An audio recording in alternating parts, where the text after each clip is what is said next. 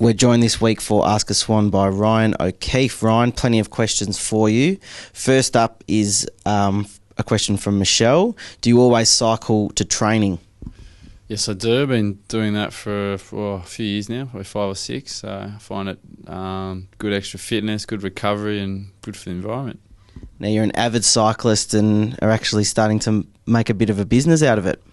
Yeah, both myself and Crouchy are doing some cycling adventures, holding another one at the end of the year in China. We're going to do it in the southwest China through the mountains there, which would be good. So if anyone wants to come along, check the website. There's some details there. You can sign up and come along on a great trip.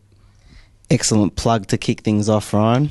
Next question comes from Jake. Ryan, well done on your own form so far this season. You've obviously been part of successful top 4 sides in 03, 05 and 06. What does the current group have to do to be able to reach that level again? Or is it something that's just going to come with natural development of the younger players?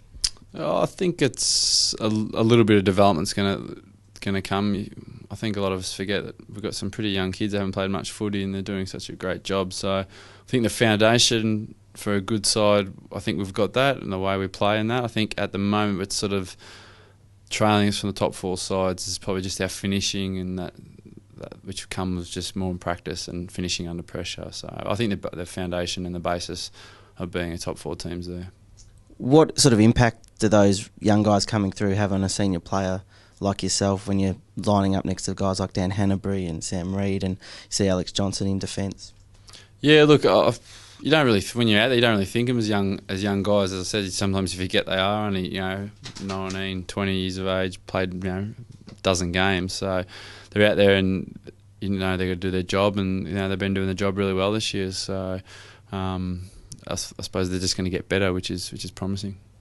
Whenever we open the floor to questions for you, Ryan, there's inevitably questions about cooking.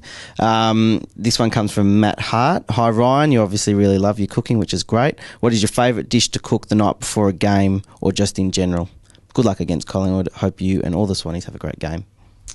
In general, I just love cooking everything. I'm really on seasonal food, so whatever's in season at the moment. I love cooking desserts as well. I don't like my desserts. But before a game, I'll probably have a risotto and like a pumpkin and mushroom risotto or a pasta. So they're high carbohydrate meals. They're sort of the meals I have before the game. But and these nice winter weather we're at the moment, nice lamb shanks or something like that goes down pretty well. What are some of the if you are a bit of a sweet tooth, but obviously a professional athlete, what are some of the healthier sweet dishes that you're whipping up? Yeah, like some fruit muffins and stuff using whole meal and less sugar, use honey and all that sort of stuff. So I can have a little bit of treat, which are pretty good for you. Excellent. Dan Agnew, he asked, Ryan, has been great watching you run the legs off opposition all these years. Who is the fittest opponent you have played against?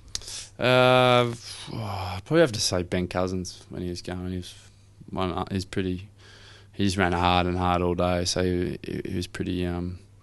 He's a pretty tough opponent to sort of keep up with, but I think the game now is getting fast, and a lot of guys have to be fit, and I think that's part of the prerequisite to be a player now. You have to be a pretty good runner. Peter Kurtz writes, yourself, Goodsy and Jude Bolton are the heart of the Swans team. As leaders of the team, how do you three mentor and guide the young players coming through? I think just really trying to set a good example, show them what's good, what to do, how to work hard, how to be a professional athlete. I think if you lead by example, that's a lot better than words. And then just be guidance there from them. A lot of these kids have got a lot of questions. Their eyes are wide open to the whole experience, and just make sure you just guide them in the right direction.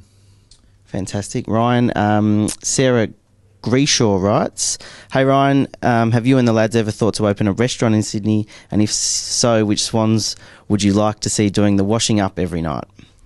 Yeah, look, that'd be something I'd like to do, open up a little restaurant. There's a lot of hard work into a restaurant as well, so it'd probably have to be something post-footy. Washing dishes, I've seen some of the boys' kitchens. I don't think they're any good at washing dishes, or they even know what a dishwasher is, so I'm probably hire someone a little bit better than them. You're working towards that sort of career after footy by working in a few restaurants at the moment, aren't you? Yeah, working in a restaurant 1 day a week. Yeah, look, it's a passion of mine, and it would be nice to, as I said, to maybe have one later down the track, but we'll have to wait and see. Great. Nancy writes, which player at the club, past or present, has had the biggest influence on how you go about the game? I've been really fortunate to have some really good players that I've played with. When I first started, like Wayne Schwass, Paul Kelly, then Stuart Maxfield, and then I've obviously played with Brett Kirk, Michael O'Loughlin, Leo Barry, Barry Hall, all these sort of guys. Paul Williams, they've been great and they've been really good. As I said before, they just set good examples. They just go about their business really well and show you how to be professional footballers. So they've been great role models. And now, as I said, you get like Jude and Goodsy. They're always doing everything well, and they keep you on your toes as well, which is great.